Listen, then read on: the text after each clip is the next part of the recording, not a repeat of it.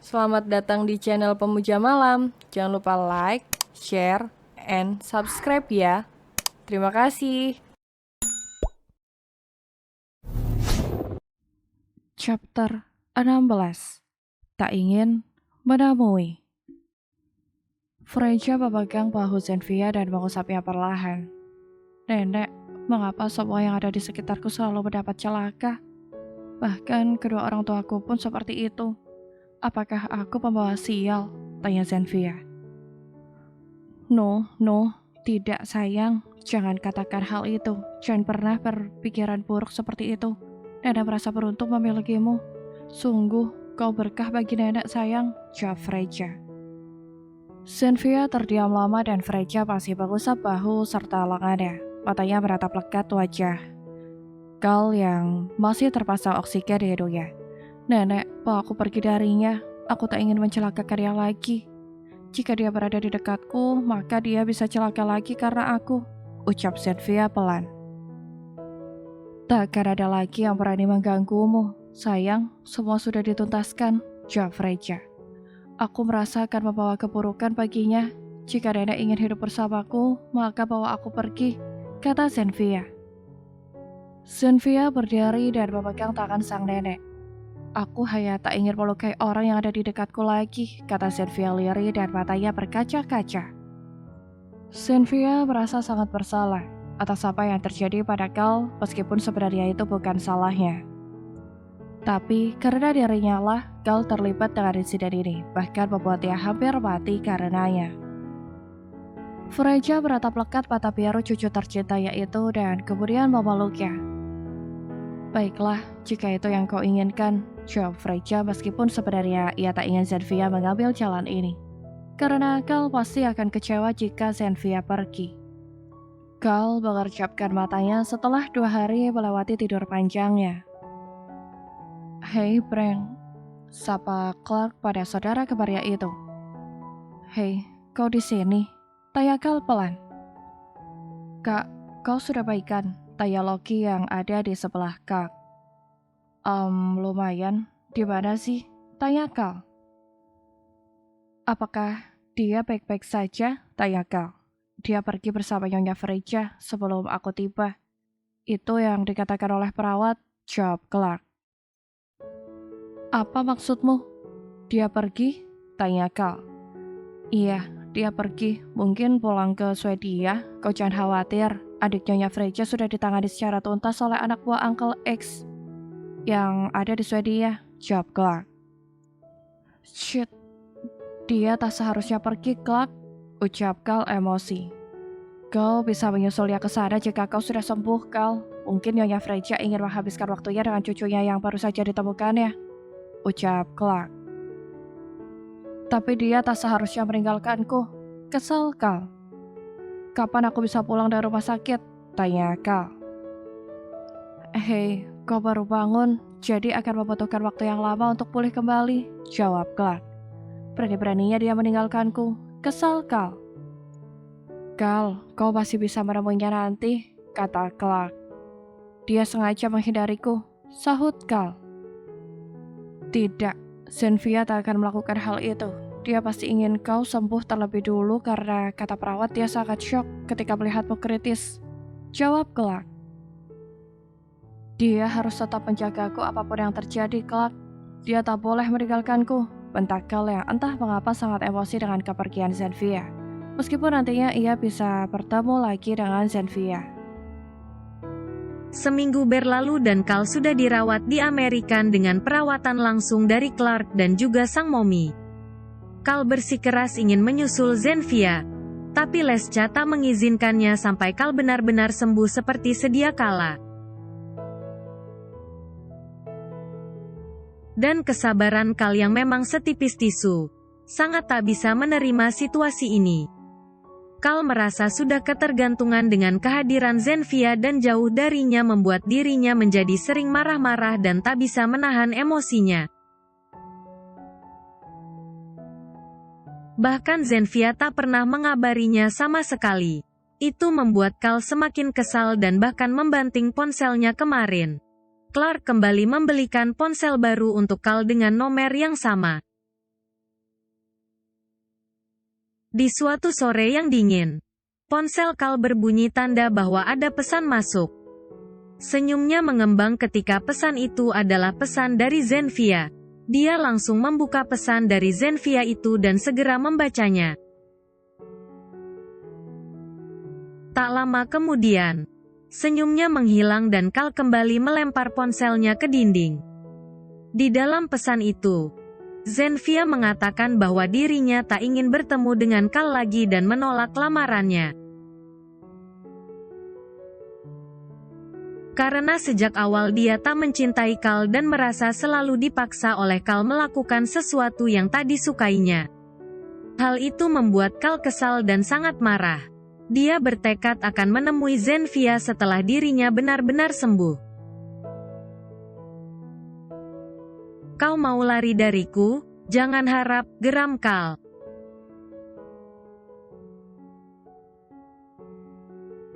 Tiga bulan berlalu.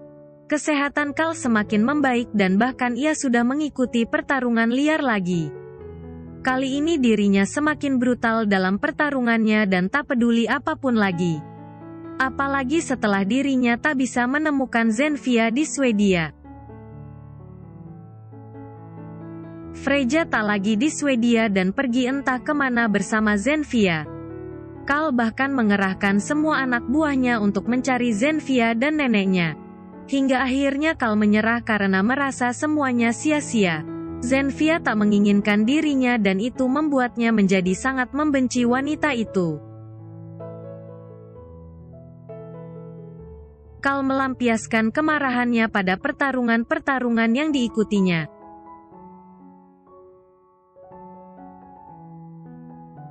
Cari Zenfia sampai ketemu, ucap Lesca pada Thor.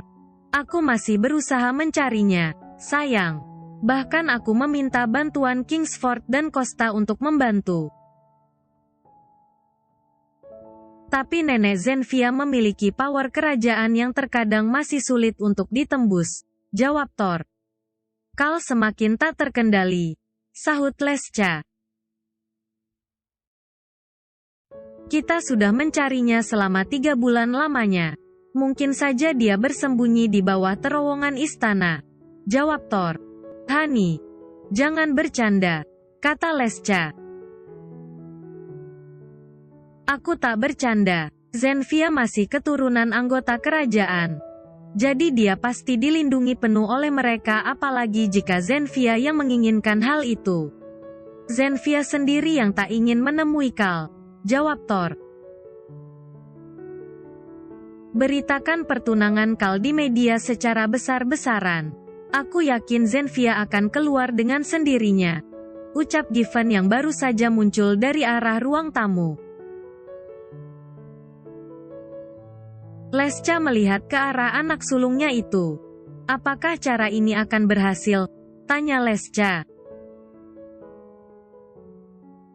Ya. Aku yakin Zenfia sebenarnya mencintai Kal tapi ada sesuatu yang membuatnya bimbang. Jadi biarkan dia muncul sendiri dengan cara memancingnya seperti saranku tadi, jawab Given. Itu ide yang bagus, ucap Thor. Kal tak akan setuju, kata Lesca. Kal tak akan tahu dan bilang saja ini pernikahan bisnis jika dia akhirnya tahu. Lagi pula Kal terlalu sibuk dengan pertarungannya dan juga pekerjaannya di kantor. Dia tak akan peduli dengan hal ini, sahut Given. Setidaknya kita bisa mencoba, sayang, kata Thor pada Lesca. Baiklah, kita akan coba, jawab Lesca akhirnya. Oke. Aku akan bergerak mulai malam ini dengan bantuan Ken. Dia bisa memberi perintah pada perusahaan entertainmentnya, sahut Given. Lesca dan Thor pun hanya mengangguk mengikuti rencana Given. Nona, Nyonya besar memanggil Anda, ucap pelayan pengurus kuda pada Zenfia yang sedang berada di area hutan milik keluarga kerajaan. Zenfia menoleh ke arah pelayan dan tersenyum lebar. Ya, Aku akan ke sana sebentar lagi paman. Jawab Zenfia sambil memegang bunga-bunga liar yang tadi dipetiknya. Jangan bermain terlalu jauh, Nona, ucap pria itu. Ya, aku tak pernah melebihi batas wilayahnya, paman.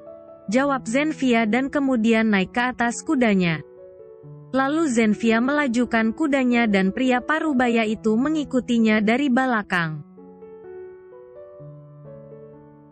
Nona, jangan terlalu kencang, teriak sang pelayan ketika Zenfia melajukan kudanya terlalu cepat. Inai menyenangkan, paman, teriak Zenfia sambil tertawa riang. Pria itu kewalahan mengejar Zenfia yang semakin hari semakin mahir menunggangi kuda pemberian neneknya. Jarak yang cukup jauh hanya ditempuh selama 5 menit saja karena Zenfia sudah melebihi batas kecepatan yang diperbolehkan oleh sang nenek. Freja tampak berdiri di beranda belakang melihat sang cucu yang selalu membuat jantungnya berdebar kencang setiap kali menunggangi kuda. Ya Tuhan! Mengapa sikap lemah lembutnya semakin menghilang sejak di sini? Ucap Freja yang tiap hari selalu mengomel karena Zenfia jarang berada di dalam kastilnya.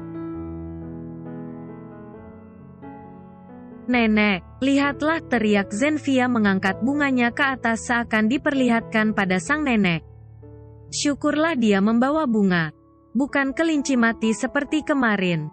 Gumam Freja dan menunggu sang cucu di tangga. Zenfia turun dari kudanya dan berlari mendatangi sang nenek.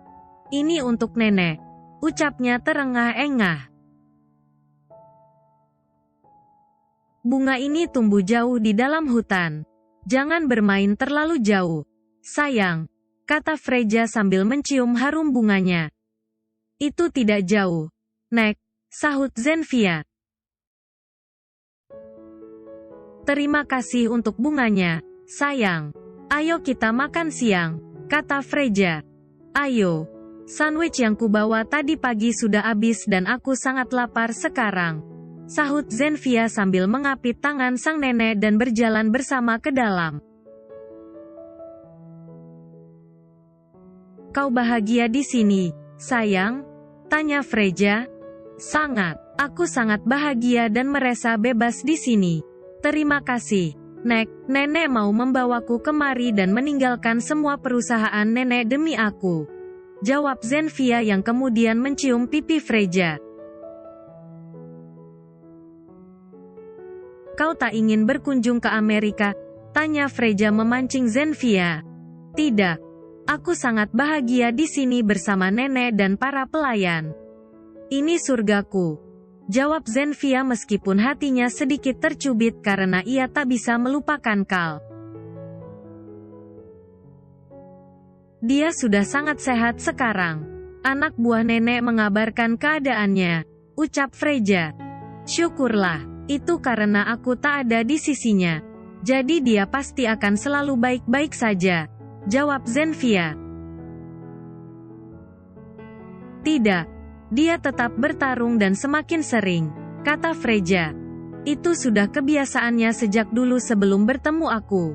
Dia pasti sudah kembali ke kehidupan lamanya yang bebas dan bahagia tanpa aku.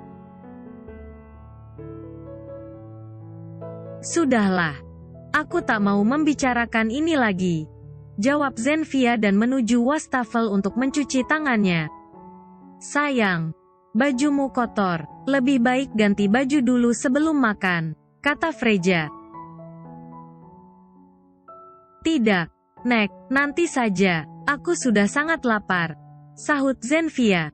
Baiklah, anak nakal, jawab Freja dan mereka pun duduk di meja makan besar itu untuk makan siang bersama. Freja begitu bahagia karena diberi kesempatan untuk bisa tinggal dan hidup bahagian bersama sang cucu. Apalagi sekarang Zenfia sangat bahagia bersamanya dan sikap cerianya membuat Freja mengingat kenangannya bersama putri tunggalnya dulu. Sifat dan sikap asli Zenfia tak jauh berbeda dengan sang ibu dan itulah yang membuat Freja merasa sang putri tunggalnya hidup kembali dalam diri Zenfia.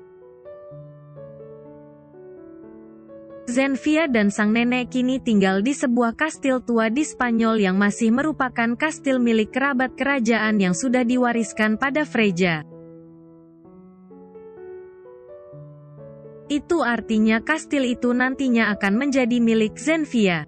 Kekuasaan Freja tak bisa dipandang sebelah mata karena dia cukup disegani oleh anggota kerajaan dan para konglomerat di negaranya meskipun ia sudah tak menjadi bagian dari keluarga kerajaan. Orang yang dipercayainya adalah adiknya sendiri yang ternyata menjadi musuh dalam selimut. Freja menyerahkan urusan adiknya itu pada keluarga Robert karena dia takut tak bisa bertindak tegas pada sang adik.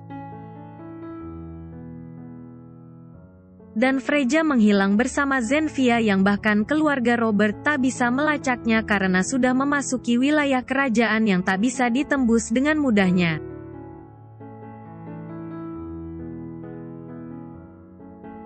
Pertunangan Kal akhirnya disebarkan melalui semua media. Pewaris tahta kerajaan bisnis milik Thor Robert ini menjadi trending topik di beberapa media sosial hingga di kalangan dunia bisnis. Identitas tunangan Kal pun masih dirahasiakan karena memang sebenarnya tak ada dan hanya rekayasa saja. Kabar ini juga akhirnya terdengar ke telinga Kal yang awalnya tak tahu menahu tentang rencana sang kakak dan keluarganya.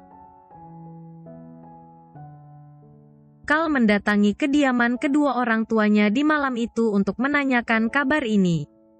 Apa maksud Dedi dengan semua ini? Kalian akan menjodohkanku dan aku bahkan tak tahu dengan siapa aku akan dijodohkan. Ucap Kal sedikit kesal tapi masih menahan kemarahannya. Kau sudah berumur dan kurasa sudah saatnya menikah agar ada yang melarangmu bertarung. Sahut Lesca. What, Mom? Aku masih muda dan belum terlalu tua. Jawab Kal yang ikut duduk di sofa bersama kedua orang tua. Kau terlalu banyak bermain-main, Kal. Sudah saatnya kau serius, kata Lesca. Dad, tolong aku, ucap Kal meminta pertolongan pada Thor, sang Dedi. Kau tahu kekuasaan Momi lebih tinggi dari Dedi. Dan kalian semua ada di dalam kendali Momi. Sahut Thor mengedikkan bahunya.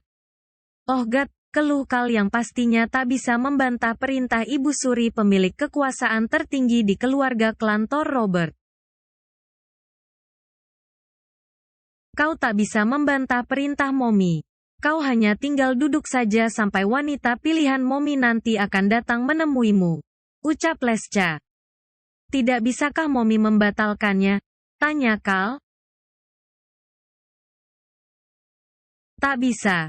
Sahut Lesca dengan tegas. Ini pasti ide Kak Given. Ucap Kal.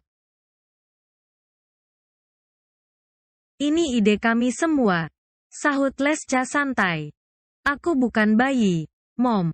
Aku bisa mengurus hidupku sendiri, kata Kal.